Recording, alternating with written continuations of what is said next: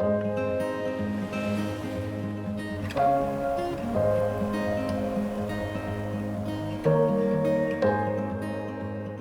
right, we want to welcome everyone here this morning and get started. We're going to move along pretty quick.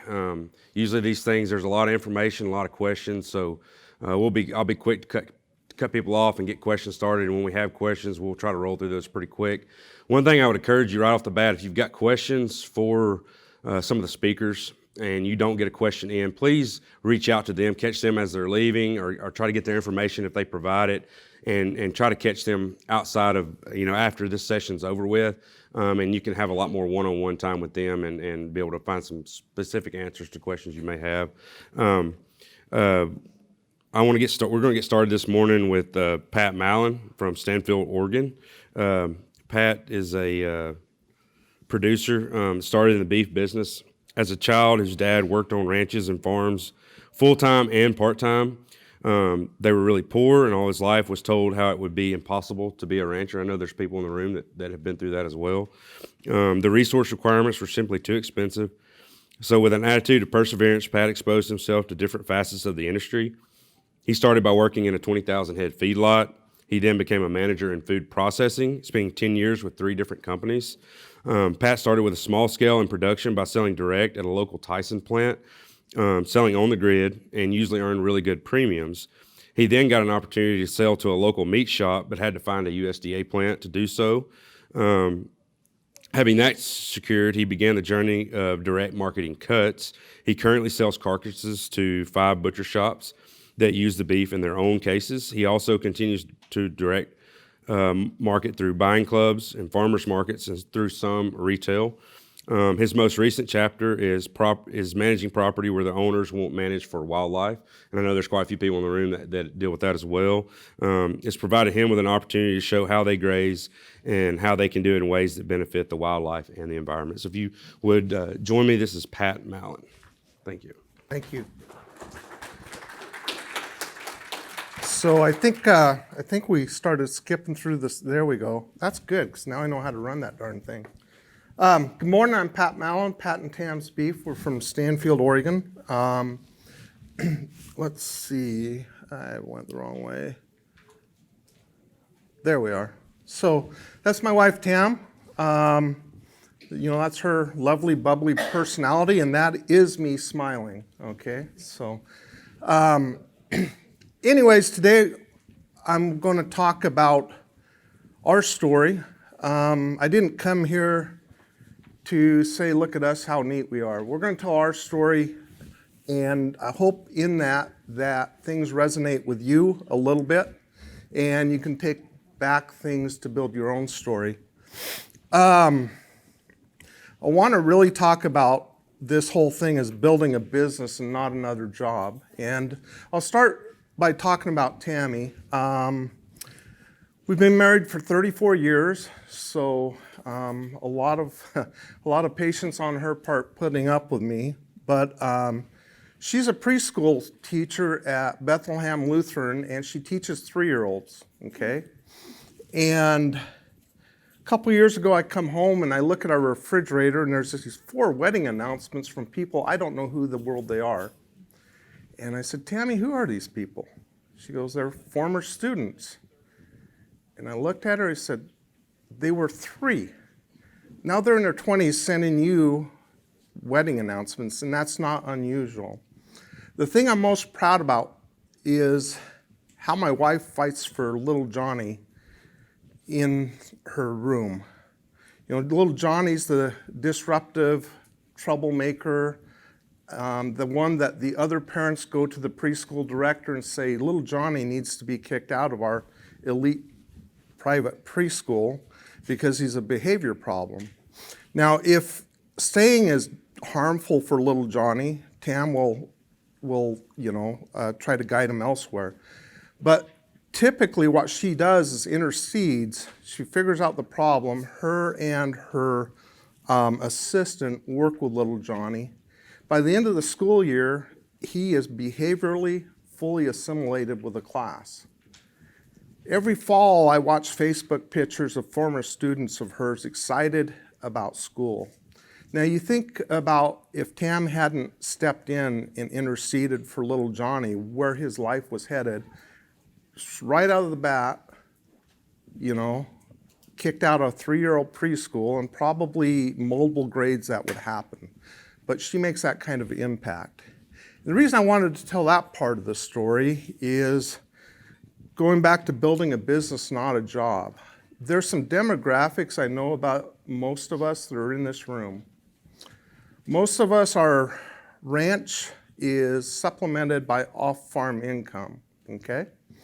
So Tammy has come to me several times and said, you know, should I get a job in public schools so that you don't have to have a job and we can get benefits, right?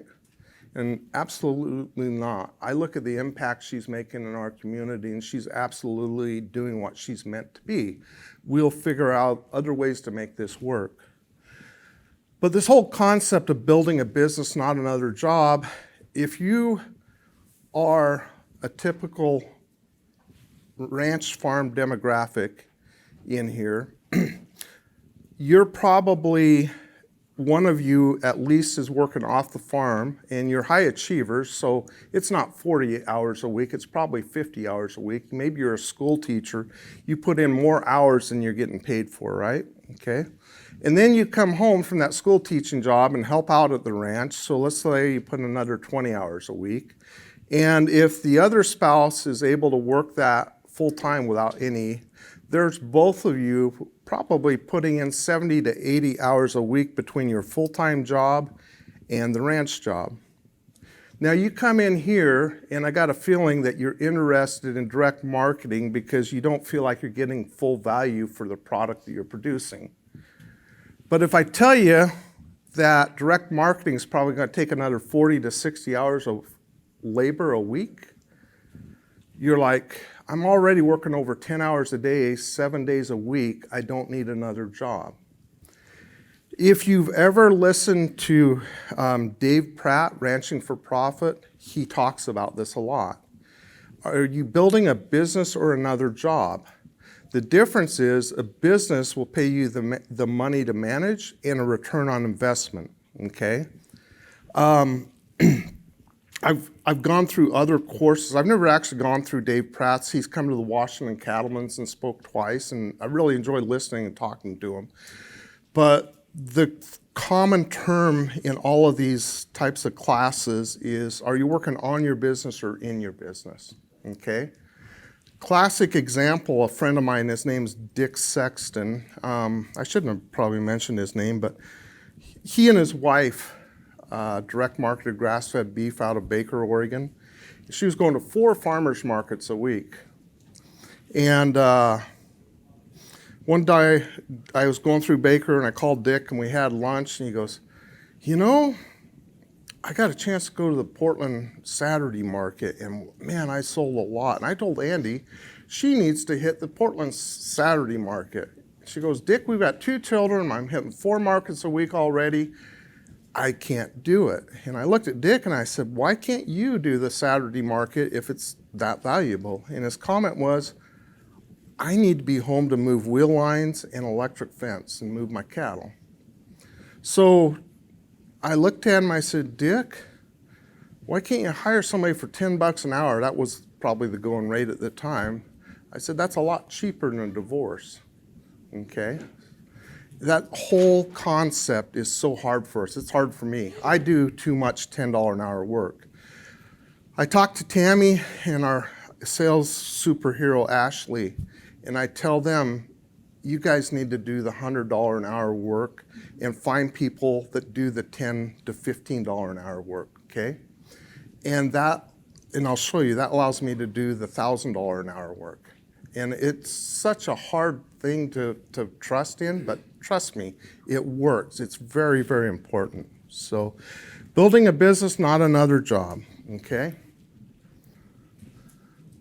So my story, I'm kind of, well, there we go. Our story isn't your story. Keep in mind, we're from all over the nation. My friend John O'Day here, and I talk about this all the time. I've got different resources than him, okay? That picture of the vegetables, I worked in a vegetable processing plant, and that is a major feed source for my operation. Okay. Before I started taking those, that vegetable processing packaging plant was so small, all of that was going to a landfill. Okay. And I thought, well, my cows will really love that, and it's turned out to be very true. Keep in mind who your customers are. My customers are very different than John's. They started out pretty similar. I had marketed in Hermiston, Oregon, mainly working class people buying sides of beef. Now I market into Portland. And my customers have very strict requirements, and that makes my beef more expensive because it takes more to do so. This isn't easy, okay? I said 40 to 60 hours a week, and you got to show up every day. You've got to grind and build that customer base. I've spent the last 22 years as a sales rep for Powder River Livestock Equipment. I love doing that job. I go out and I help people design things and facilities that make their lives easier, things better for their animals, and it reduces family strife and arguments because they're not fighting the cattle, they're working them. I had a sales manager, Lamar Hellman. He's a great guy. He's taught me so much. And Lamar came from a different world, and every week we had these sales meetings, conference calls, and he would say, you know, this is the talk track this week, you know, and he was pretty good, but it felt a little gimmicky to me, but I went ahead and did it, and we were successful. And one time he jumps in to travel with me and he says, Pat, the last 4 weeks, everybody's sales numbers are down but yours.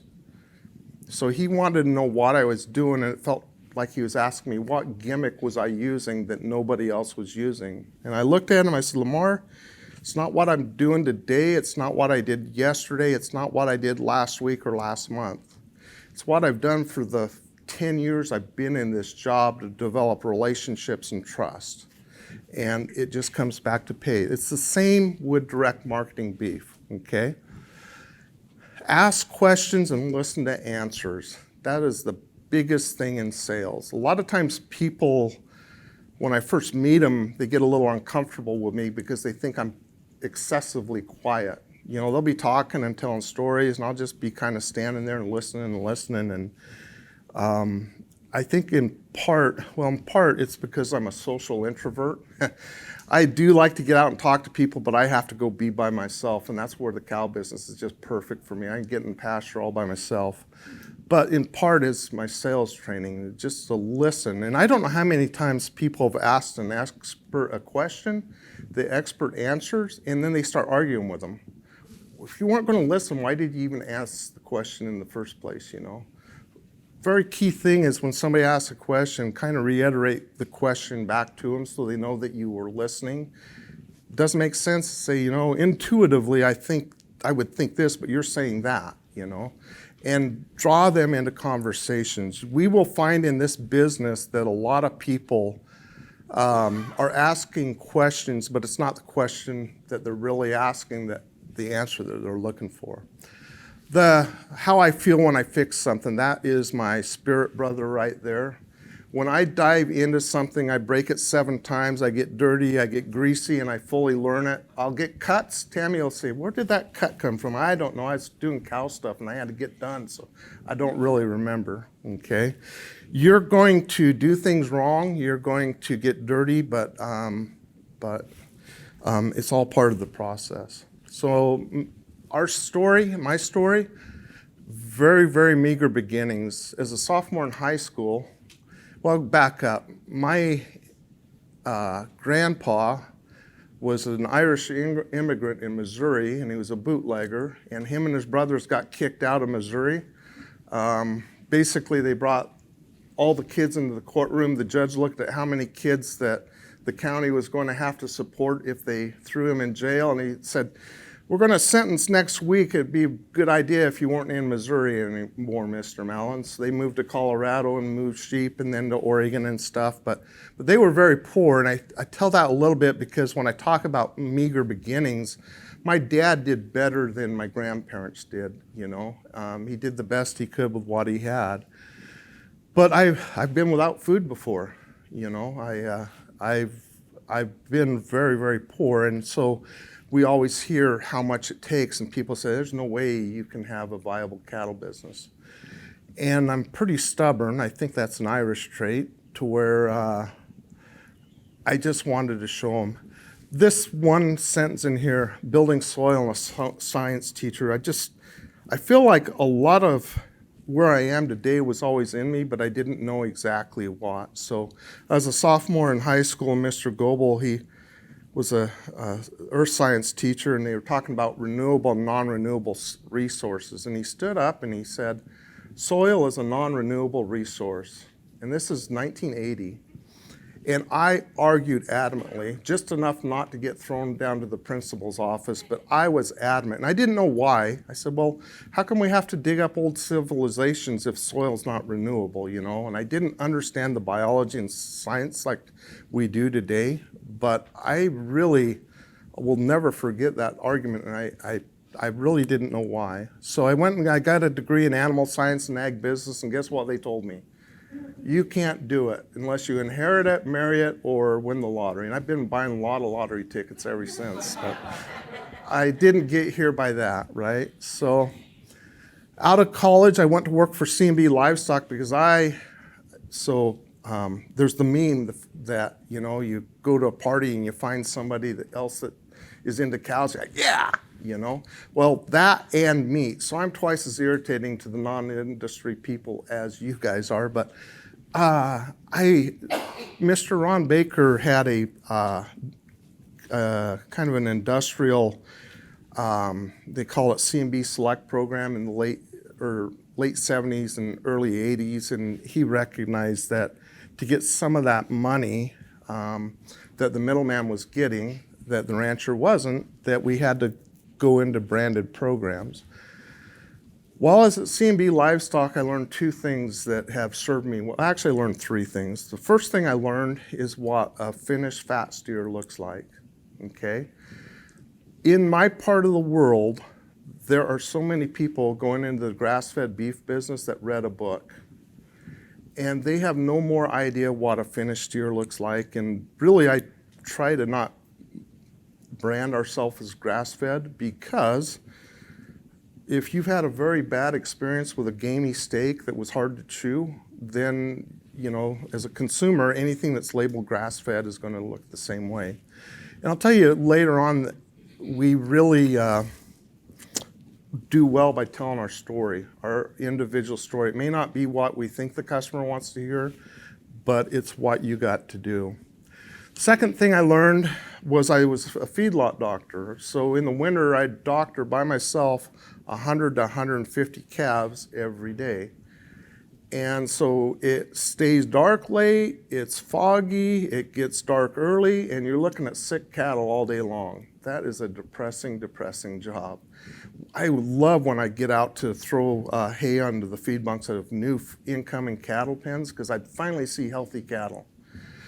But there were cattle that just would not respond to doctoring. And in the middle of that feedlot was about a 40-acre center pivot, and it had feed bunks. And so we get them healthy enough, and it felt like last rites when you sent them to this chronic pasture.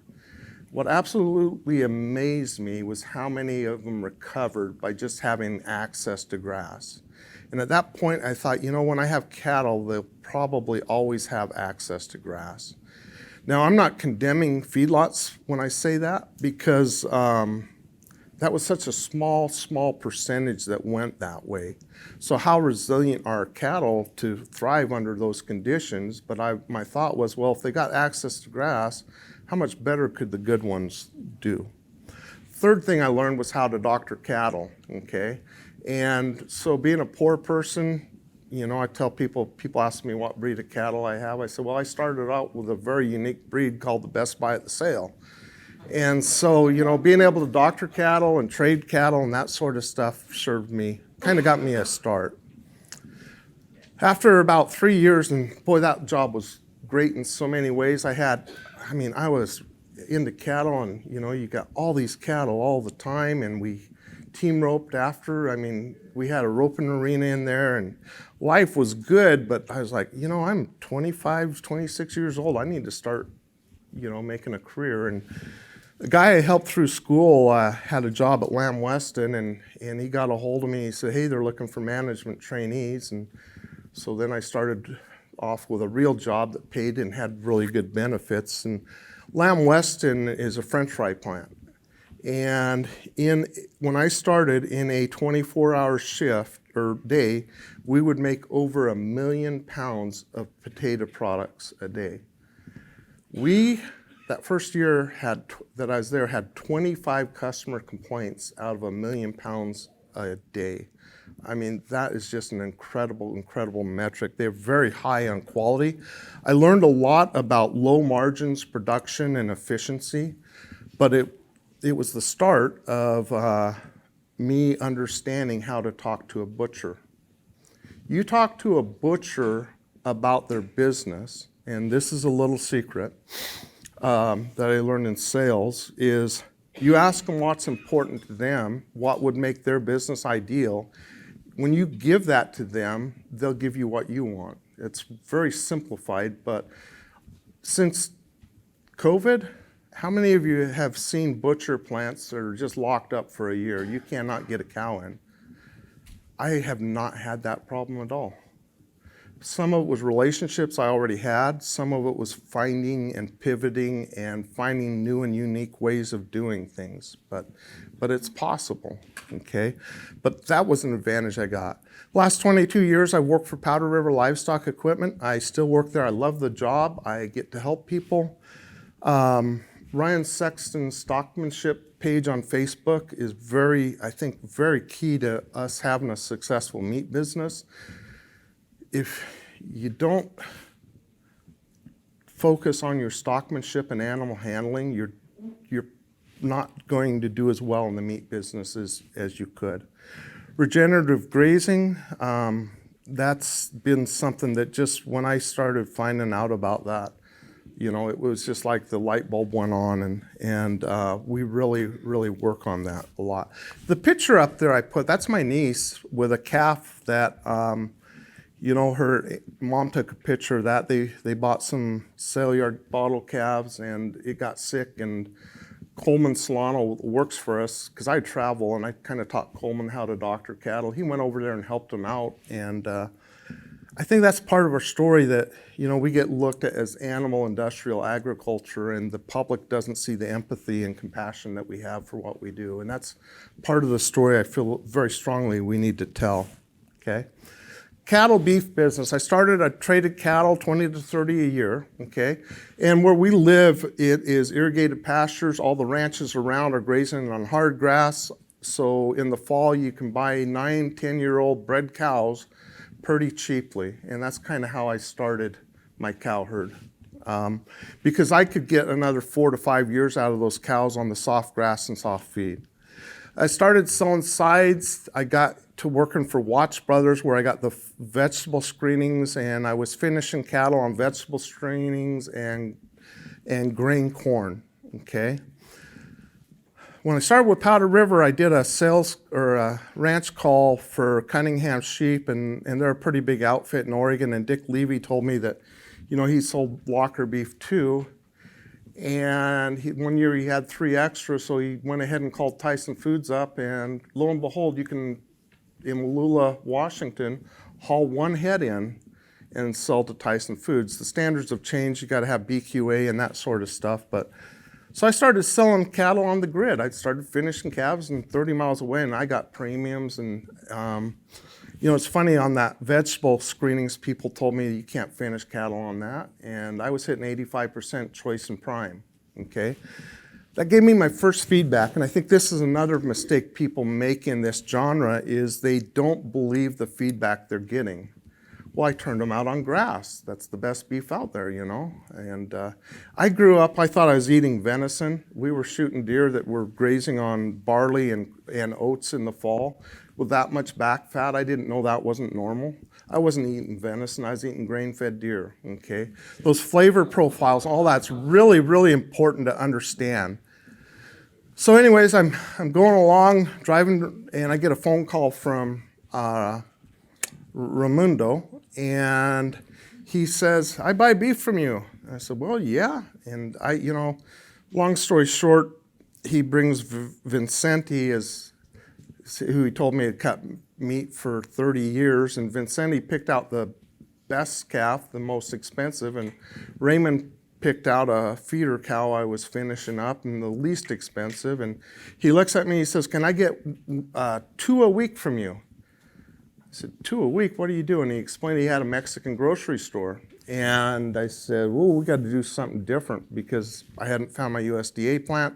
I found McCary's Meats in Basin City, Washington, and that was my first USDA. And since I was hauling cattle up there, I thought, well, I'll do a USDA cuts program. And so we started with farmers markets, and that was my second real feedback. And it's really, really important to listen to those people.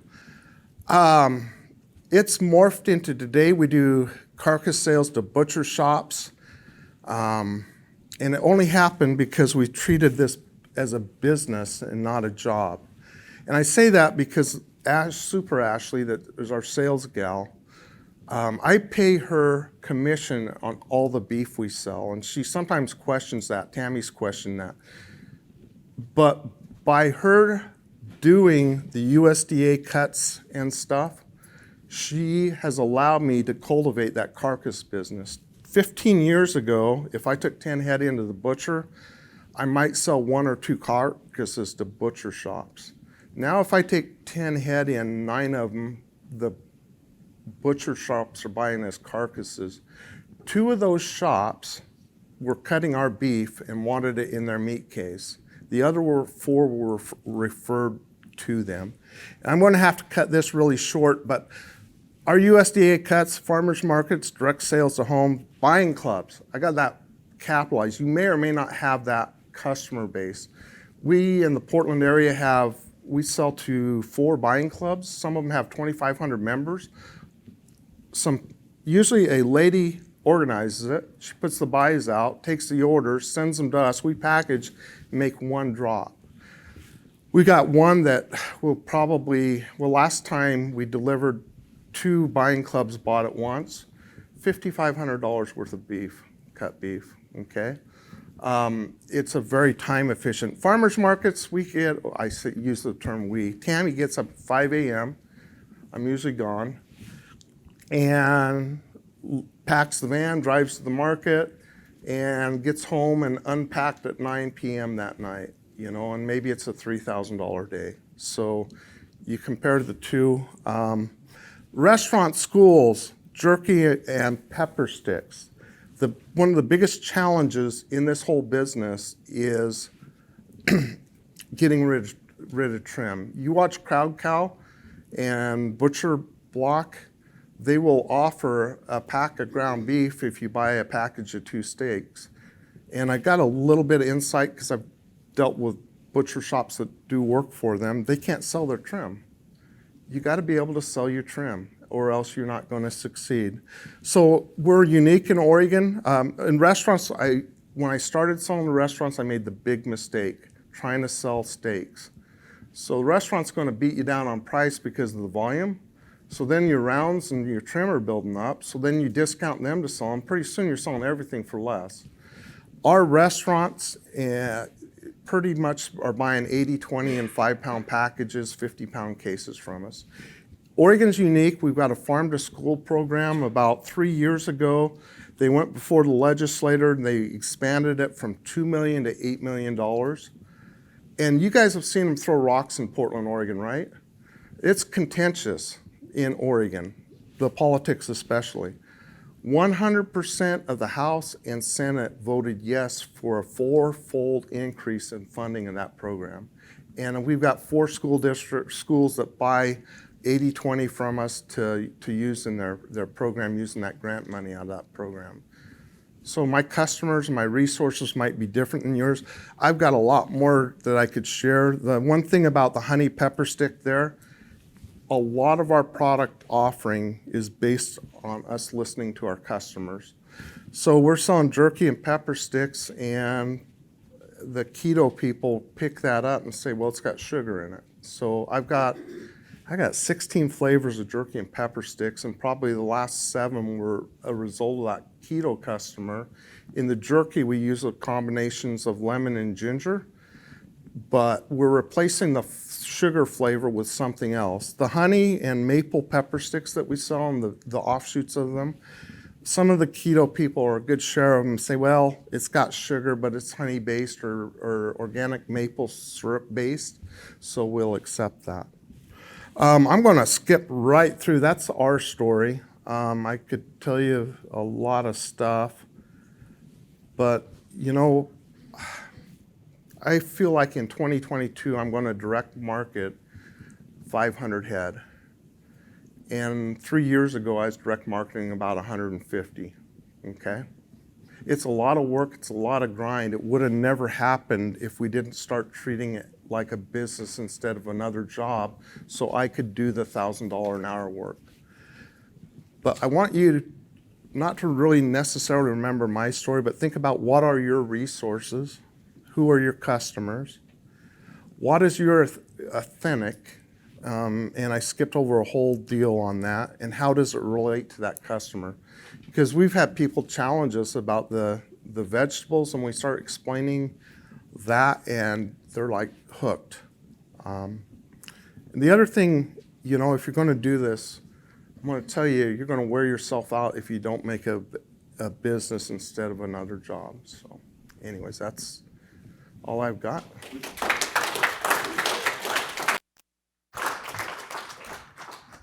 We're going to cut the questions off due to time, but you guys need to catch Pat afterwards. I got 3 or 4 questions for him myself. I think it's incredible when you're taking a non-usable food source like vegetables that are going into a dump, and you're turning it into like one of the most wonderful products in the world, and nutritious beef, and that's amazing testament. That is true, in my opinion. That's true regenerative agriculture. So we're going to move on to Beth Whiting. Beth was an educator and an outdoor adventure guide before joining her partner Bruce to create Maple Wind Farm in Huntington, Vermont in 1999. That is a pasture-based, diversified livestock operation. The farm produces 100% grass-fed beef, pasture-raised pork, pasture-raised broiler chickens, eggs, and turkeys. The farm also operates a small USDA-inspected meat processing enterprise that slaughters poultry and processes pork for area farms as well as their own. Maple Wind's mission is to promote the health and welfare of the community through providing the highest quality pasture-raised products through regenerating the soil and water resources. Beth's primary focus on the farm is to tell her story and build her community of health-conscious customers in support of a growing direct-to-consumer field-to-plate program. She spends time sharing her farm life on social media through emails and blogs, and inviting her neighbors and friends to a variety of on-farm events. So if you guys would welcome Beth, and we will get roll. All right, let's see. Okay, I got the thumbs up. Thank you. Again, here's a couple images from my farm. The second image is my husband, Bruce. We have operated Maple Wind Farm since 1999. And those are some images of our beautiful place, very green and lush. It's in northern Vermont. We're a state of only about 600,000 people. And we live in a very food-centric state. We're blessed to kind of have, you know, the local VOR movement very strong in our state. So that's been a benefit to getting into the farming business. But we are first-generation farmers. My husband and I found a fallow hilltop about 1,600 feet next to the state forest land. Was an old dairy farm. And about 85 of those 136 acres were open pasture. Honestly, they looked like crap, and so we were there. We were kind of meant to save that piece of property from development and bring it back to life. And so we said to ourselves, we're going to learn how to farm, and we're going to put some animals on that and keep those fields open. And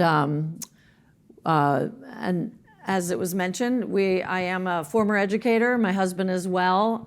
So we kind of as we started farming, we translated our kind of educational background into educating people about the good food that we were raising. I feel like that's one of my missions is when I'm talking to my customers, learning about a pasture-raised piece of meat or a grass-fed versus a non-grass-fed piece of meat. I do a lot of talking, and I love that customer, connection and educating people.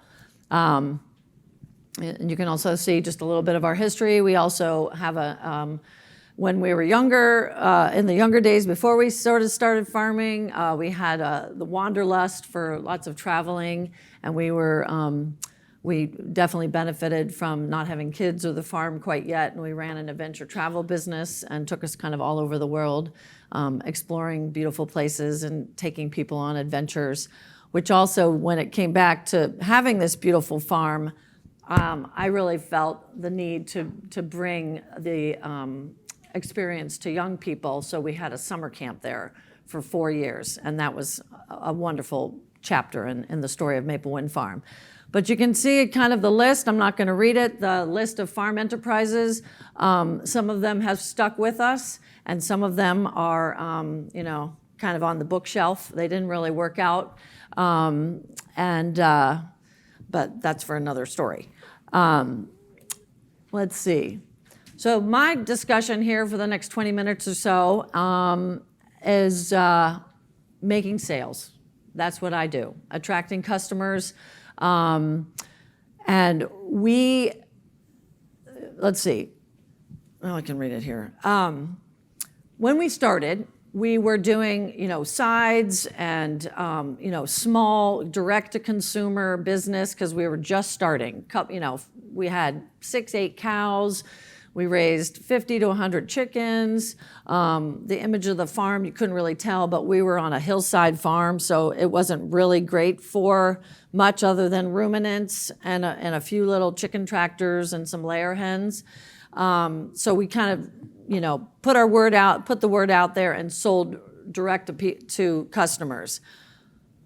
Over the course of fast forward to the 22nd year that we're in business, our model of sales has done kind of a loop-de-doo, and we went from all direct sales, being a small, family farm, to scaling up to some of those enterprises you saw, where we were 80% wholesale and 20% direct, because we had to scale up to pay some debt, to pay for our USDA processing facility.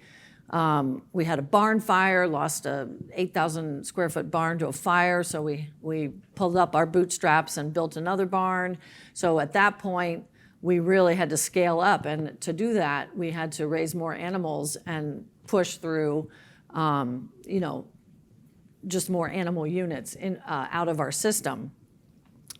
But to go back to the slide, what is our goal that as our mission right now, my husband and I, is to now realize that was unsustainable. And we want to, similar to Pat and Tam, we want to get as much retail dollar from every piece of meat that's moving through our farm. So we want to flip that. And we are on a trajectory right now to flip it from the 80-20, that maybe by 2025, we'll be able to flip it the other way. So we've got a few years under our belt to do that. I'm happy to say that this year, we still rely on some larger wholesale customers, but we're probably at 35 retail. And how are we doing this? Well, step one is to learn who our ideal customer is. And I'm not sure if in this room, I guess you wouldn't be here if you're not either already doing direct-to-consumer marketing or you're looking at transitioning to that. But I have found that has been instrumental. You've got to know who you're selling to. You can't just cast a net and hope that you're going to just waste a lot of time and energy just hoping that you can, find a customer in a big room or in a city. So what we did is the resources that we use. Maybe some of you have taken or heard of Charlotte Smith, Marketing from the Heart, from Oregon. And then we also, many years ago, we hired this woman, Carol Danager of Brand Inflection. And what she helped us do was define our ideal customer. I am not going to read this, nor do I expect you to read this, but you can pick up on a few little nuggets just by doing a quick graze that we really want to target a customer who I can speak to. Because I'm talking to people at farmers markets, and they're not all the moms with kids, right? But when you're writing emails and you're writing social media posts, you have to be talking to a person and not just, like I said, just casting a net, being a willy-nilly, like, buy my meat, it's the best. It's like, well, what we've figured out is that these people, these avatars, this busy mom who's juggling a lot and wants the best for her family, right? She doesn't trust the commercial food system. She doesn't want to go to the grocery store and buy a package of mystery meat on a piece of styrofoam. She wants to buy it from the place, let's say down the road, or the place that she's heard me tell the story of moving the cows daily, or why our chickens taste better. So it's those people that we, as a farm, and me with the person that's been in charge of marketing, is really putting a lot of effort into addressing her or their needs, and then we want to be a guide. So maybe you've heard that language too. We want to be a guide for these people to make it their decision to buy our meats. Our higher quality pasture-raised meats. They'll be spending a little more. This is just kind of some other work from that research from our friend Carol, and the top of this slide is really just when we're talking about our product, we always want to use the same terminology, right? Again, just to reiterate. Who we're trying to market to, what is her or their problem. This slide is really just kind of encapsulating what that one avatar, just to give you an idea. So if I'm writing an email or I'm writing a blog, I really want the person, and they've got an email in their inbox, I want them to feel that it's personal to them. That's why my marketing email, it's not just, hey there, right? That's terrible. You want it to be personal. So you have your mailing list, and then it pulls in their first name. Super key, because it has to be personal. This is just another example of some of the kind of hierarchy of just really thinking hard about these people and how we can be a solution to their problem. Or decision-making process of should I buy this grass-fed beef at $2 a pound more than the grocery store, right? I mean, all these things are going through your buyers' minds, and you want them to be at peace and understand the how we do things and the why. So I'm not going to read through this whole thing, but just some really interesting findings from, just having somebody else that studies this. This woman used to work for Pepperidge Farms, and so she just had a larger picture. We were just kind of working in our little enclosed farm for many years, and this just broadened our picture. And with that end,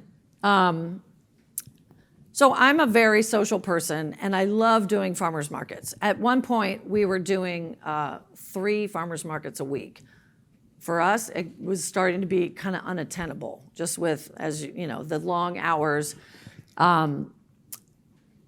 So we ended up trading 2 farmers markets on one day for another larger farmers market, and that seemed to just solve the problem, because the revenue from the larger farmers market was far outperforming, the two. But as far as marketing, and I can only understand that, or I can only believe that everybody's got a website. But so a lot of these things are things that you probably already know. So it's just a quick review. But we had a website that honestly was just kind of like a thing on the wall, and we just would keep walking by it, and it wasn't being changed for the first many years.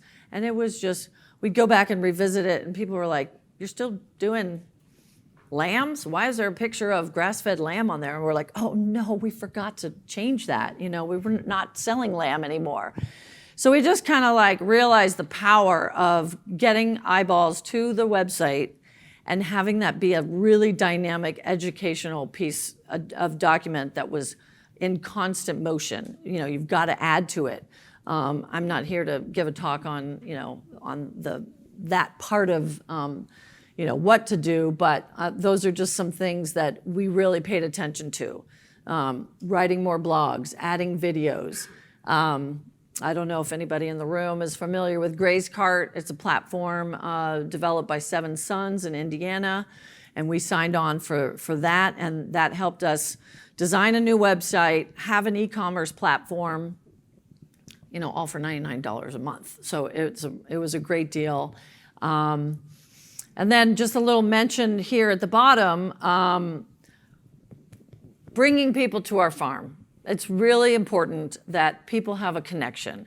And so a couple years ago, we bought some used fryers at a restaurant auction, and we're selling chicken, the people are going home and they're making it in their kitchen.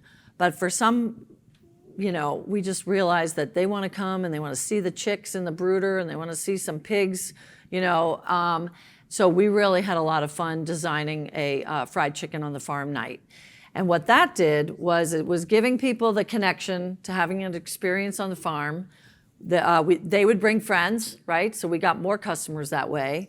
And since we had the website with the e-commerce platform on it, we could say, "Hey, while you're at our dinner, you can just go to our online store, and we'll have a order ready for you, so you can go home and take some meat." So on any one of those fried chicken dinner nights, we were probably making $1,000 to $2,000 extra of just people going home, filling their coolers with other goodies from the farm. So, and again, it's just like, my husband and I just love kind of working the crowd and answering questions and appreciating people for being there and having good food. And then just the last little note, with COVID, we ended up having an epiphany that we could not cancel these, but we ended up having takeout. So we still sell 120 chicken dinners a night, once a month, and people just drove through, and we handed it to them in their car, and away they went. That was really fun. So back to the e-commerce platform, key.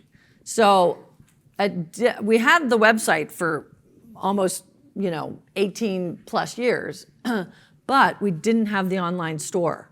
And that we ended up having the online store in late 2019. So it was key timing so that when COVID kind of came around, people were ready to order from their pajamas, from their couch, and get their meat delivered or their eggs delivered to their home. You can see our kind of little fun delivery truck there with our logo on the side. That's key. I was a little hesitant, like, why would I want to spend $700 to put the sign on the side of the truck? But my husband won out, and I'm glad we did that, because it's just like when you're driving around town, it's free advertising. So you can kind of see that just by being present, offering the service that people needed, and closing the convenience gap. We offered during COVID. We offered free home delivery in our county, which encompasses, I don't know, maybe 5 or 6 towns. We also helped some other farms. So we were actually selling lamb from another farm friends of mine. We were selling cheeses and frozen berries and ice cream and bread. So it was really fun because we were kind of an online marketplace so that people could get other products from other farms. And then, so those are just pictures of, the lower left picture here is a picture of some of our products and the shipping box, because voila, now we needed to go bigger. I live in the biggest town near me that is, my population center with all the restaurants and mostly people. That's about 200,000 people. And to get more eyes, we need to bring them to our website and put meat in boxes, frozen meat in boxes. So we started a shipping program. I would still say it's in its infant stages. We probably have maybe 5 to 6 orders a week. But with scaling up our marketing efforts, that's the next slide, we're really hoping to get, we'd like to have 20, 30, 40 packages going out every week. And that's really one of our focuses in 2022. But you can see here, I live within 3 to 4 hours of millions of people.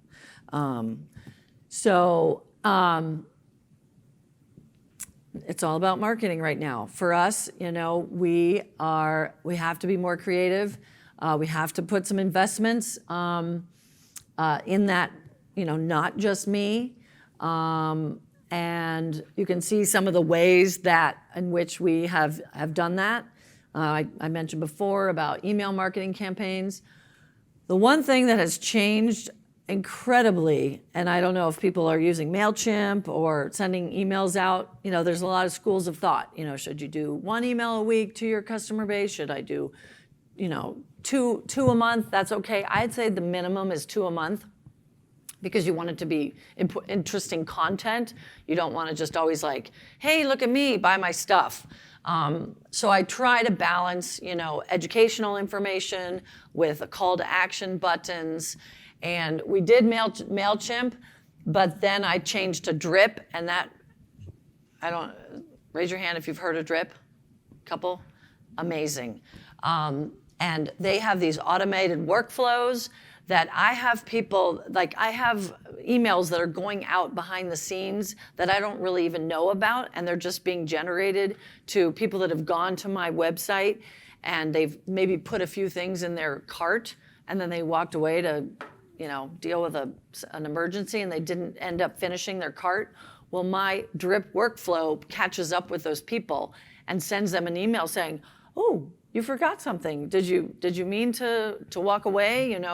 And the percentage of people that will come back and say, oh gosh, thanks for sending that, and then boom, and I can get the analytics of people that ordered from a abandoned cart, is what that's called, abandoned cart workflow. And we've really upped our game on blog posts. I've even hired a copywriter to write those, because I don't really have time. You can see here, I've kind of thinking out of the box. We spent a good chunk of money last year because we need people out of our area. I'm driving around in the truck, and everyone in my area kind of knows who we are, but I want people in our broader area to hear the name Pasture Raised Meats, Maple Wind Farm, go to the website, order online. I can put it in a box, and it can come to your doorstep. So that was our attempt at getting some more, the marketing funnel, getting more people in. How am I doing? All right, I'm almost done. So some of the things that maybe you guys already know. Missing a little blurb there on the translation. Again, just some other things that I think about when I'm writing my emails or blogs. The top, people that are buying from us are looking for the nutrient-dense food. They could be the keto buyer, the local people, for reasons of family purity, good, clean, honest food. And some people are buying from us just for the reason that we're raising our animals the best way possible, moving them daily. Okay, did something different. And quickly here, that top sentence really applies to me. I was really overworked and trying to be something for my own business that I really was not as capable as I thought I was. Either it was because it was time, or I had other attentions on the farm or to my children. So we decided to possibly look in our budget and hire a marketing manager. The right person did not come along. So we did the following. And that has been huge for us. And this has been maybe the last year or a year and a half.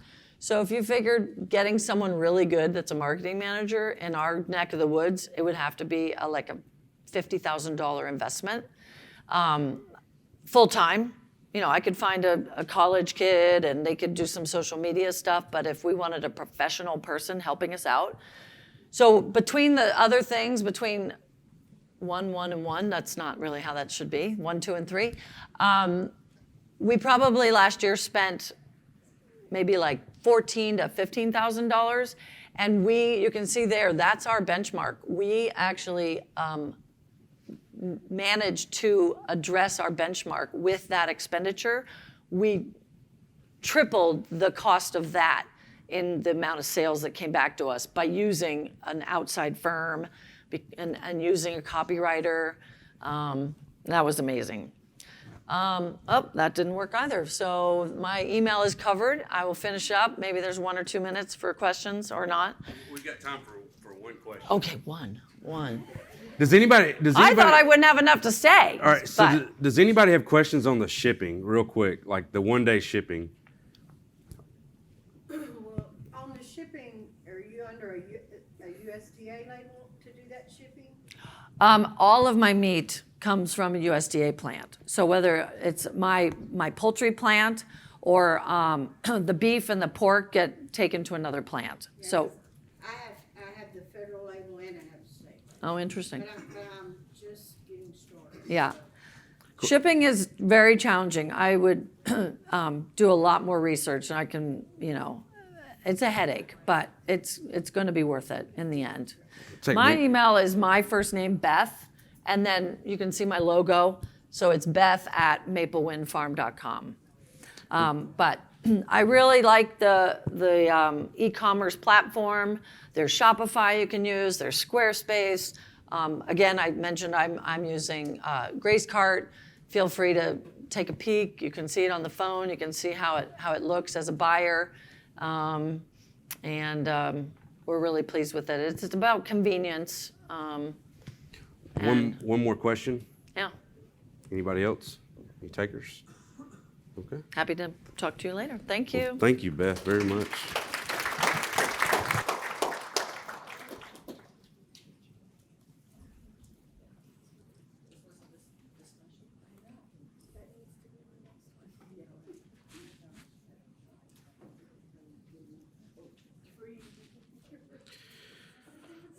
Last but not least, this is John O'Day. John is from Indianola, Nebraska. John utilizes native range, crop residues, ethanol byproducts, and damaged grain as major components in his farm-to-table beef business. He markets over 100 butcher beef per year direct to consumers. He, along with his wife and his son, operate a food truck part-time. Their operation is mainly cow-calf, but his son Jake also has a bred heifer development program and a club calf and seed stock operation. I also heard he's a pretty good fitter. They work together in their cattle feeding business, a custom embryo recip cow service, and a custom heifer calving program, which utilizes their roughage needs for their feeding enterprises. Comes from neighboring farms where they purchase standing alfalfa, oat, hay, and CRP. Most of their cow herd is able to graze over 300 days per year, which is hard to do in Nebraska. So welcome, John. I'm going to go until I get the hook, folks. So first thing I want to say, I love sustainability. That's something we all need to strive for. But all of the butterflies and wildflowers means nothing if we're not financially sustainable. If you're not making a profit, if you're not out there getting it done, it doesn't matter what a good job you do because that next guy doesn't care.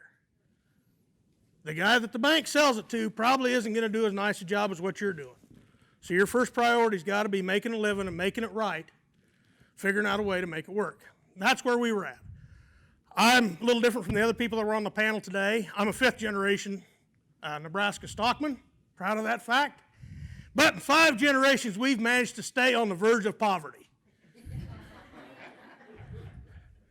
Things had to change. You looked at the model of what everybody was doing. We're in a super competitive area where, and no disrespect to these folks, we have a lot of outside investor money that has come in and bought land, and they can make it work on a 2% net return. I can't feed my family on 2%. I've got to do high margin type work. We sat down 10 years ago with my boys and said, well, we're going to need to background 1,000 calves and run 1,000 mama cows to provide a living for 3 families in the next 15 years. At that time, Jake was just a little shaver, and he says, if we could, why would we? And it really got me thinking. We were going to be looking at $3 or $4 million in debt minimum so that each of us could make a living. That is insane. The cattle feeding wreck of 2015 and 2016 came along. About me personally, we had 15 months consecutively where we lost over $40,000 per month feeding cattle. That changes your attitude. Now, I've never been real hung up on what other people said or what other people thought about me. I was a redheaded fat kid that smelled like manure and diesel fuel all of his life. I was a Lutheran growing up in a Catholic town. I got pretty thick skin pretty young. And there's a lot of people telling me, oh, you can't, it never worked for us selling direct to consumers. You can't do it. People will stiff you, and you got to do this, and you got to do that, and it's just impossible. But I was lucky enough. I'd worked off the ranch all my life, whether it was sorting cattle at a sale barn or pushing hogs or loading bull racks at night, on into the oil fields and the feed yards. I'd been someplace making money, and I'd been exposed to some really good businessmen, excellent businessmen, and they taught me about creative destruction. Creative destruction is the process of where Alan Greenspan outlines it in his book, The Age of Turbulence. But creative destruction in a nutshell is you take these resources from something that is outdated and is no longer working, you destroy that. You turn your back on it. Tradition is like a family heirloom sometimes. The only reason you've got it is nobody's had guts enough to throw it away. Sometimes you've got to get away from that tradition and do what you can with what you've got available to you at that time. So that's what we did. And I laugh about it. I still got some guys kind of make fun of me. Well, you're only feeding 100, 150 head of fat cattle. I said, yeah, but I guarantee your ass I'm making more than you are feeding 5,000. And that, I get pretty emotional about it because it's been a pretty tough journey. We started out feeding Holstein baby calves, and my boys always said, man, I hope we never get so broke we got to go back to feeding Holsteins. It was a hard old road. But we've gotten along, we're doing this deal, and what we've done is we've kind of transformed ourselves. I had a sales career with an equipment marketing company, and I had a very good coach. And one of the things that he told me is said, make yourself the go-to guy in your industry. Okay? I've got 25 people. I live in a county with 10,000 people in my county. It's 30 by 30 miles. So 900 square miles, there's 10,000 people there, and it's the most populated county out of 25 counties around me. To get to 1 million people center, I've got to go 250 miles in 3 different directions to get to any kind of a customer base.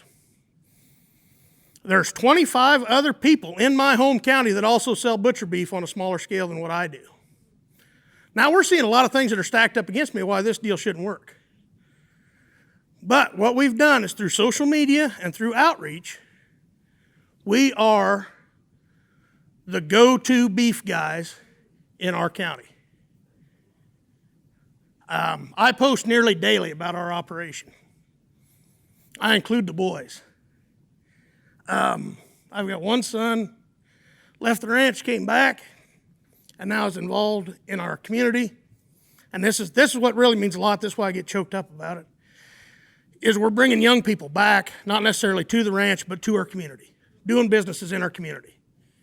And he makes a lot of money off of the big outfits that have shoved me around all my life. I mean, he rebuilds their grain trailers, he rebuilds their portable corrals, he does all this kind of work. Our other son just graduated from high school last spring. He has a heifer development program, has a club calf. He both gets cattle ready to go for people for shows, raises club calves. We take in embryos and put embryos from other breeders in our own cattle. He has a small multiplier herd for another seed stock outfit. What has happened is we've started off with these little baby steps and deals that didn't look like they were really going to make a lot of money. But because he started showing cattle, he was able to get into the embryo transfer game. And he was able to get into that seed stock game. Because of some of the things he saw while he was showing cattle, we started a catering business. My wife, Michelle's an excellent cook, great scratch cook. She incorporated some dishes. Jake had some recipes. We put some things together. And, of course, I'm a pretty good endorsement for our catering business. You know, I didn't get this way by walking past food. You know, so we do this, and lo and behold, we have people that come and buy a sandwich from us or see us at a wedding. We used to do over 100 gigs a year. We've scaled that back to about 35 or 40 now as the other businesses have grown, because it isn't so much the day that we're doing the catering, it's the day before and the day after. It's the prep and the cleanup that destroys your hourly income on the catering business. But it's awesome outreach, because they're sitting there, our signature dish is a cheesesteak sandwich. And we have a lady that scratch bakes our rolls in our community. So everything, certain times of the year, everything but the provolone cheese comes from within 5 miles of our farm that's on that sandwich. And so we're there, and we've got our grills out, and I'm talking to people while we're grilling sandwiches, while we're making sandwiches. We're visiting, we sell a lot of beef because of that food trailer. We sell a lot of club calves because of that food trailer. You know what we sell because of the club calves? We sell a lot of bred heifers because of the club calves. We sell some bulls because of the bred heifers. Each one of these enterprises that we've stacked is building on income and building on relationships with people. And I don't care if you're raising chickens, if you're raising sweet potatoes, what you're doing, there's a way to add value to everything that leaves your farm. And that was one of our main goals, was we were never going to sell another commodity animal. Every animal has value added to it before it leaves. And I have not sold a fat steer to one of the big 4 packers since 2016. They stole their last one in 2016. We've marketed, we've grown our fat cattle deal back up. We've got about 200 projected to go in this next calendar year. And we're going to peak at 400. I will not go past 400 head in our program with our other industries that we've got building up, our other little businesses. And when I'm done, it's done. Because we've built our deal is structured to where my youngest son is going into the heifer business and into the seed stock deal, and he will probably always sell beef after I've assumed room temperature. He will probably still keep doing that to a smaller scale. But I think 2 things will happen, is there will be more and more people doing what we're doing, and I want that. I want everybody, there should be somebody like me in every county where there's a cow. There's plenty of room for all of us. And those other side businesses are 20 and 30-year payouts. Jake's seed stock program, it'll take 30 years before that's lucrative. And he understands that. His bred heifer program that he and his brother started 5 years ago is now at the point where they are getting more calls from producers and from past customers than what they can supply. They're now looking at having to custom take-in heifers from other people and looking at different cooperative agreements to take in those cattle and develop those heifers and get them ready to go. And so that's really refreshing. And we do some things. We raise about 200 acres of hay on our deeded ground, and it's rotated. It's all alfalfa hay, and we rotate it between cover crops, usually 5 years of covers continuously, and then it goes back into alfalfa production, and then it'll be in alfalfa production for around 10 years. And so we've usually got about 200 acres in hay and 100 acres in covers. And then we run on native grass. We rent 0 native range land, but we use a lot of corn stalks. And then another side business that came up because we do this and we do this and we do this. The boys have a really good horse hay business. We did everything was about building volume for our cattle feeding enterprise. As we kind of shifted gears on how we fed cattle, we started having surplus hay. We'd gotten burned. That's part of what put us in the Holstein business is a dairy hung us for a bunch of hay, and so the only thing we could take was Holstein bull calves. In exchange, that's the only thing of value that we could get. And so talk about extending a beating. You get cheated out of a bunch of hay, so you end up, well, it was bad enough making the hay. Now we're going to take these Holstein bull calves and feed them for 2 years and try and make it work. So anyhow, so that just kept segueing us into these different things. Well, now Jake has built that deal up, and I've helped him market it. And of course, we've got a machinist that does all of our equipment maintenance and repairs in the family. So there isn't much money that leaves. And so he goes out and we sell several thousand little square bales every year of horse quality prairie hay and alfalfa hay. And then we also have a growing, back to the club calf deal. Club calf people that have bought calves come in and they buy hay. People that know him from the show circuit that maybe have show lambs and show goats, they come by and buy hay. And it was fun. You know, you don't quite realize how big you talked about throwing a net, how big a net that you throw. Our website is still under construction. We have spent this much on advertising. When I was in the equipment business, we would spend over $1,000 a month in advertising, and it paid some, but we have used social media and word of mouth. And in 5 years, we've built this from about a 15 head a year deal to approaching 200 head. But we delivered beef. I drove here. It's 20 some hours from our little fart of a town in Nebraska where we took off from. And we delivered beef in Arkansas and Tennessee on our way down here. Yeah, the freight would be atrocious if we figured out the actual freight on it. But I thought, what a sales gimmick. You know, on our way, that's what we did. We've got family that drives in 19 hours one way. We call it the Meatball Express. They come in and they drive straight through, rest for a day, load early in the morning, and drive back to the Pacific Northwest with beef and pork. Now what has happened is those guys don't have a lot of sources for beef and pork. And we take a mini vacation to the Pacific Northwest in the spring, and we load all we can take with us as we go. I mean, there's opportunities out there to do these things. We sell strictly sides and halves, wholes, quarters, is our main business. But we do a $200 bundle, a $300 bundle, and a $100 grind bundle. Different from Pat's clientele, he talks about having a surplus of the trim and the grind meat. We have families that are on a monthly subscription that they want 20 pounds of ground every month.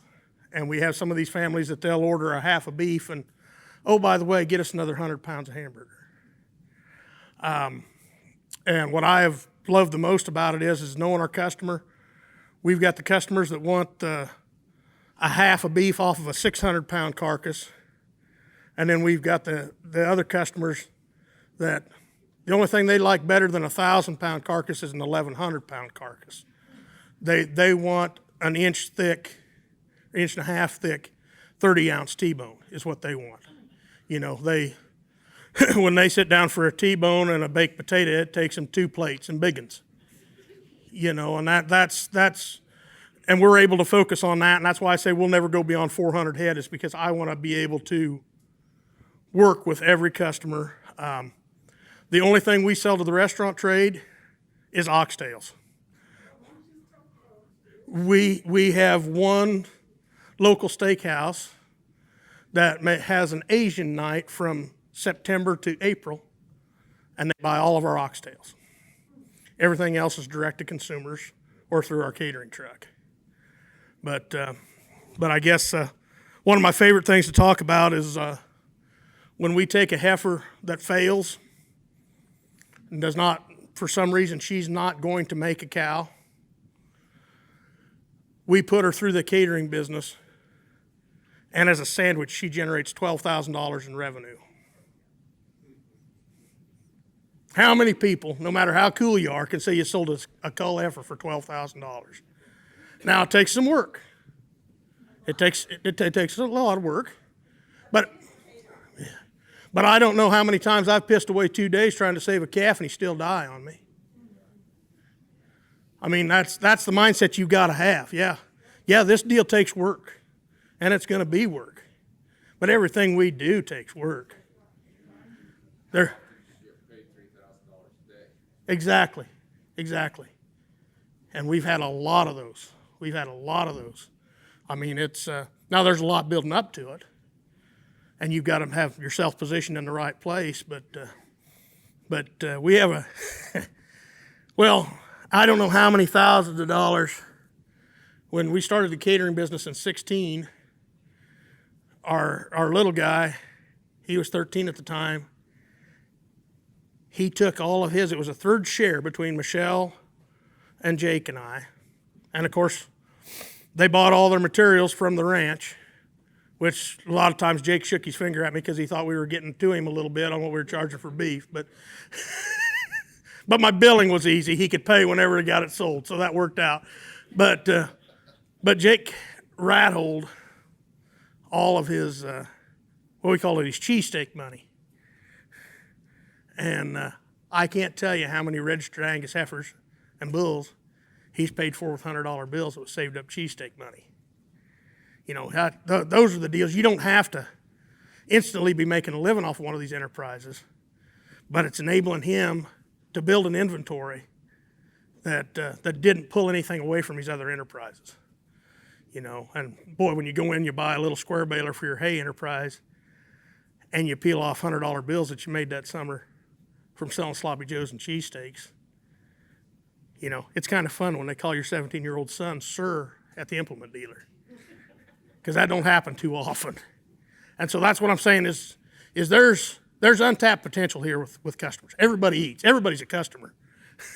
You know, and I just hope that I can kind of get some folks inspired and fired up about what potential's out there and ways that you can survive, because we've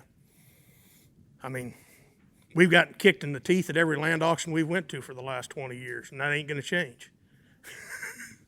So this is our way and what we've chose to do. So thank you for your time. I hope you entertained you, if nothing else. So we've got about 10 minutes for questions. I'm going to start it off. I'm going to steal the first question. You talked about $0 in marketing, and you talked about word of mouth.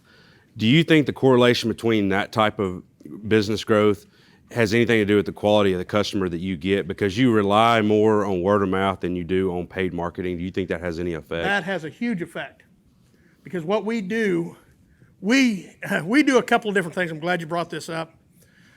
I have a group, Facebook group, O'Day Beef Customers. Write that down. Request to become a member of that group, and I'll put you in there. And what we've done is we started out with our customers early on, and we started that group. And we are exclusive. We do not participate in farmers markets, because there's 8 or 9 of them 25 people in our home county that are there already. And that's where your price shoppers are.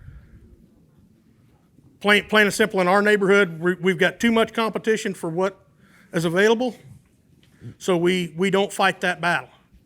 But yeah, you're exactly right. We've got quality customers, and it's kind of like the old, one of our hashtags is beef bootleggers.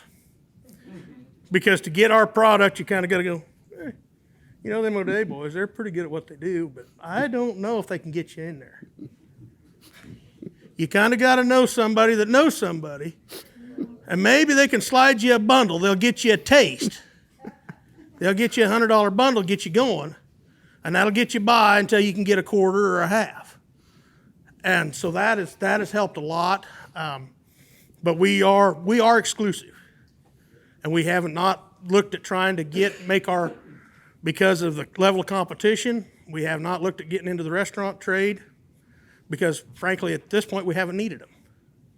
We've been able to stay sold out, and we can't compete price-wise with our steakhouses. Like Pat alluded to, the steakhouses will beat you down on the steak price. There's millions of cattle killed close to us that grade prime and choice every year. The supply trucks run right through there, so we're not going to get that market. But yeah, we have great quality customers, and we've been able to not charge. We don't charge a deposit if they order a quarter or a half or a whole. And I'm not saying that's a business model you need to have. If I was anywhere else in the world, I would be charging a deposit. But we have built it up amongst our friends and neighbors, but we have a policy that if you cancel, if you don't, I'll reschedule, but if you cancel, you're dead to us. You never play again. I don't, if you ever call for anything, I don't care if it's a barbecue beef sandwich or a full beef. If you've canceled, if you've dropped it on us, your integrity's no good. We're not going to work with you. And that's what we've built our deal on, is we deliver a certain level of integrity. We expect that from our customers, and if they can't deliver their part of the bargain, there's plenty of people that will. We had a customer ghost on us a couple weeks ago, and I panicked for almost 9 minutes. It took us 9 minutes from the time I posted it in our customer group until it was sold. Other questions? Yes, ma'am. So I'm in Louisiana, and we just started our farm table from our farm.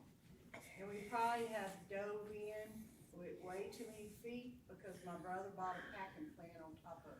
Oh, I'm sorry.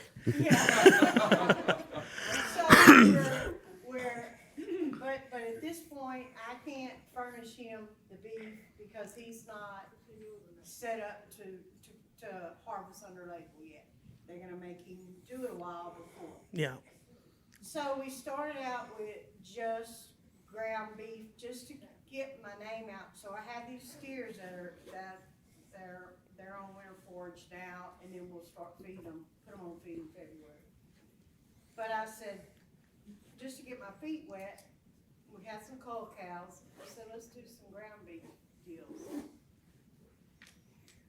When I say I know what a dope dealer feels like, I know what a dope dealer feels like. It was unbelievable. I have gone through 4 cows in 60 days. Yeah. And have sold it all in 24 hours. Yep. From the moment I post it till it goes. And it's processed at a state facility and under label. And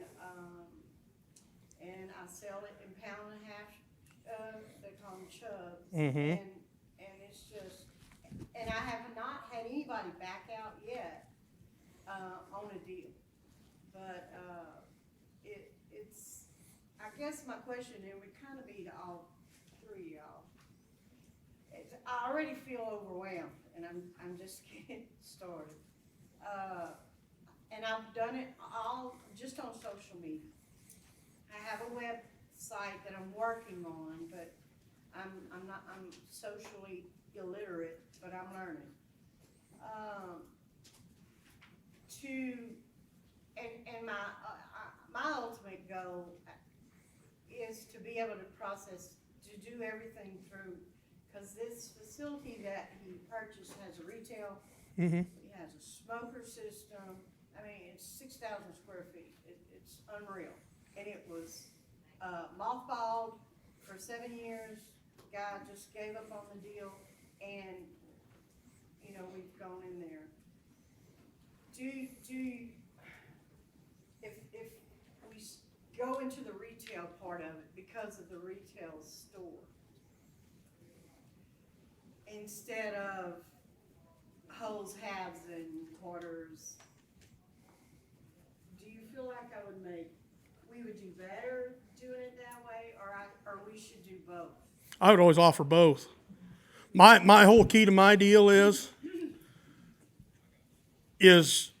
if I'm gonna, and this is gonna sound rude, if I'm gonna interact with you, I've got to make $100. If I'm gonna stop what I'm doing and put together an order, I've got to sell a minimum of 20 pounds of burger. I've got to have that $100 order, and if you're gonna. And I'll do that every month for you, because if you let me coordinate the time, because I've got deliveries that go, and we deliver right in our immediate area. And we have got our customers, we refer to them in our weekly, we do a beef post at some point during the week, and I'll pick a theme word. One week it might be the cow, 1 week it might be conservation, or it might be integrity. And we'll talk about how all these things incorporate into what we do. And then but we'll always refer to our customers as customer partners or as partners. And then we have that ingrained in their mind that if I'm going to stay in business so that they can have our product, they can't mash me down on price, they can't cancel out, and they've got to make it worth our trip.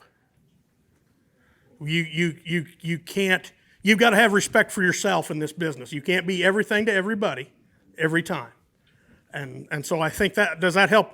Yeah. I mean, I would make sure that I was still able to sell a quarter, half, or whole. I would try to sell a bundle. I don't want to sound like a used car salesman, but you need to upsell whenever you can. Right. I really don't want to be in the ground meat business.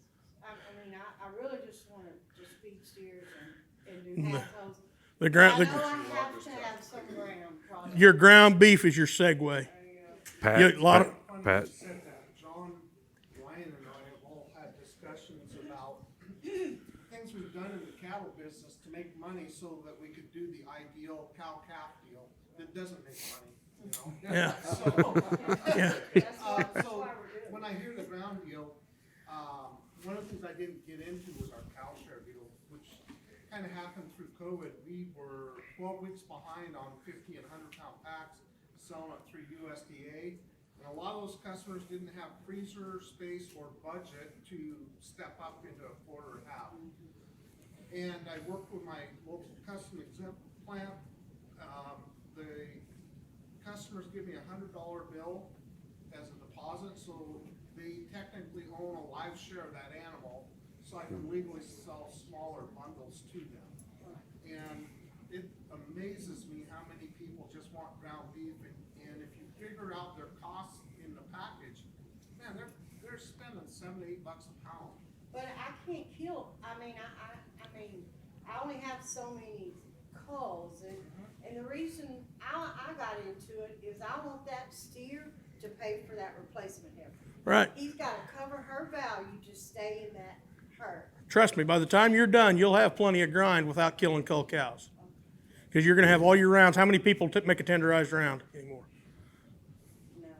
I mean, there's a big old chunk of that steer that's going to be, our typical cut for our customers is 50% ground on a carcass. Now, before you said the deal about the grind, I was going to address your retail store. Raimundo, the Mexican grocery store, the one thing I learned from him, so if you're going to do this, have a meat shop or a retail counter, you got to sell everything.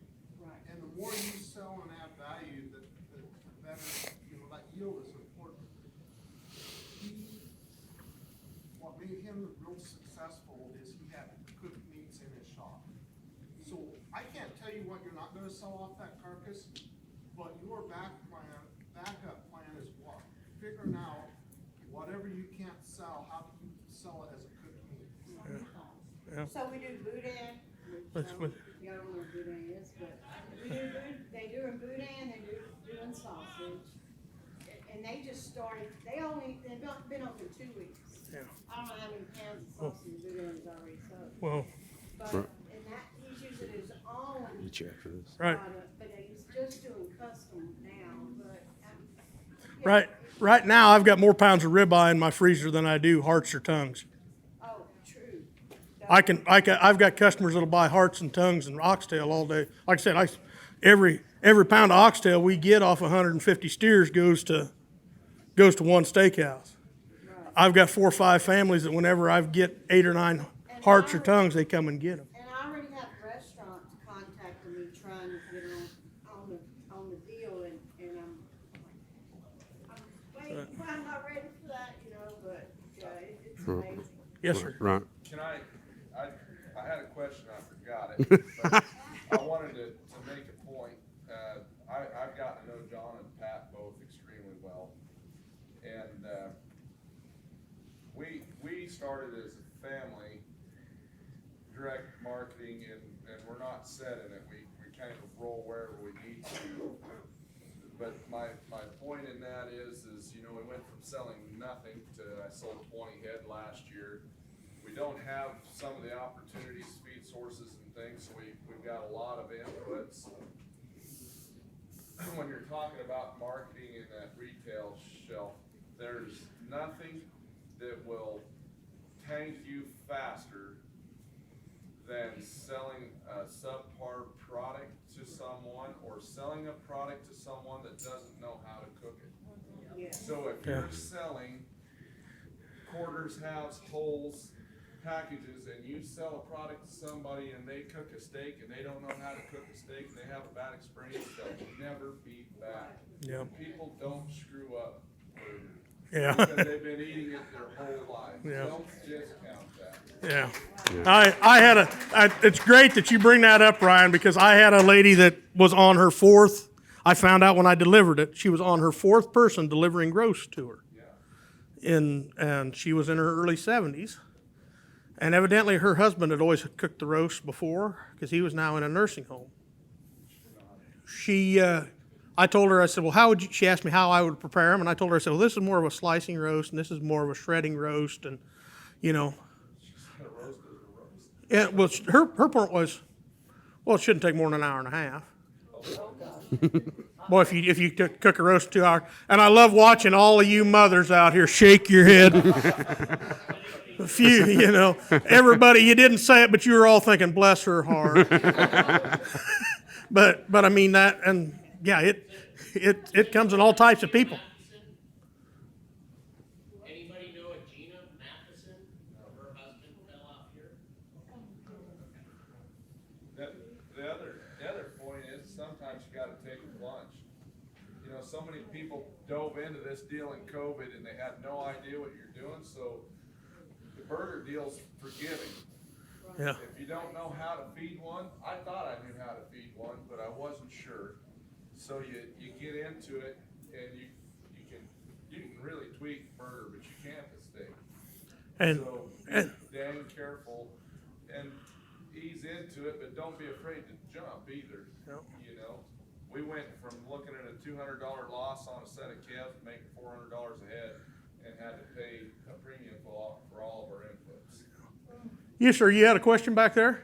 Yeah, probably gonna shift gears on you a little bit, so I apologize. But doing your own thing, there's always a little bit of risk, or a lot of risk, whichever way you look at it. But you maybe go over some risk mitigation strategies that work good for you. Hell, I was broke when I started. Seriously, that's my risk mitigation strategy. If I'd have had risk mitigation strategy, I'd have never started this.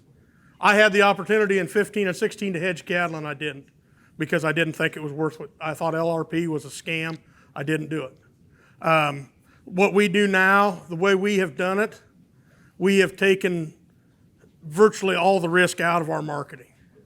Every animal that leaves our place is a $200 to $700 premium over the commodity market. And so we don't, and we also, something that I didn't touch on that I should, if you're going to get into the beef business, and I think Pat will attest to this, we harvest every week. We don't put a pen of steers on feed, and we're going to sell 40 head in 2 weeks, and we're going to expect all 40 of them to be right. And that is a huge selling point with our customers, because I've went on in our group repeatedly and said, we harvest one when he's right. Not when we have the appointment, not when we get him sold. We harvest him when he's right. And that takes all the risk out of it, because you've cash flowed those cattle. We cash flow every week. Yep. I think, in terms of what we do, the risk mitigation is diversity of customers and products. Yep. So that if all your eggs are not in one basket. And so when something drops out or fails, you've got other things to cover that. That also applies to not only your financial side, but it applies, like I have multiple landlords, multiple leases, and then you have multiple, every year's a new weather event. And so when you have different eggs in different baskets and you have variables, you can move and adapt to every scenario that gets thrown in front of you. And I think that, like y'all talked about the cow-calf world, I think that's the biggest problem when you see strictly a cow-calf operation. They don't have enough ability to be able to adapt to whatever they're dealing with. I guess our biggest risk, we've got 2 great big old haystacks north of the house. And that's probably our biggest, for my area, that is our biggest risk mitigation thing, is because drought ruins me faster than the market, because I can adapt to a changing market. I can trade cattle down as need be to get ahead of the market, and I know I'm always going to market above. But if I don't have that feed resource, and we're able to, with our hay business going off the ranch, we're bringing nutrients back onto our ranch on the other side of it. We honestly, most of the feed we buy is basically we're buying it at the nutrient value, and we get the feed use out of it for free. And we've got our time invested in it. Quick question, this is probably to all three of you. I do my own stunts. Oh, that wasn't what you wanted to know. I'm not getting the tallow, and I'm not getting the leaf fat off the kidneys, and I feel like, talking about those, I feel like I'm missing out big time there. I need to be grabbing those, huh? We have a customer that buys all our tallow to make soap Yep. products, so. See, Loose lard, we save it all. our USDA plants are taking that and they're blending it with cow trim. We've had in-depth heated discussions with a USDA plant that has taken our tallow, and they are buying cow trim off the truck, which they're entitled to, making hamburger, putting it in the cooler. And then there's people that say, well, we know John calls cattle to Willow Creek, and he's surely using, that's surely John's cattle, I'm surely O'Day beef in the Willow Creek cooler. And it's not. And we've really got to differentiate that with people. Say, just because you're buying beef from a local locker, that doesn't mean it's beef from a local producer. And so, yes, that's you're right. If you can find a way to sell it, you can, and they're happy. Most plants, especially a custom exempt plant, is happy to see it leave, because they pay by the pound to get rid of it, unless they've got a gimmick to blend it with cow trim to put it in their own meat case. I think it comes down to relationships too. You've got to have that person on speed dial and Yeah. talk to them and shake their hand and say, I want all of this. One of my plants will give me the hearts, livers, and tongues of my beef. Another one doesn't want to, give me the time of day and keep those. And I'm like, those are really, really important to me. I have to ask every time, I treat them like gold, and I have to say, it's. Well, and that's what I explained to my processor. I said, right now as an outfit, I said, we're killing 40 to 60 beef a year with you.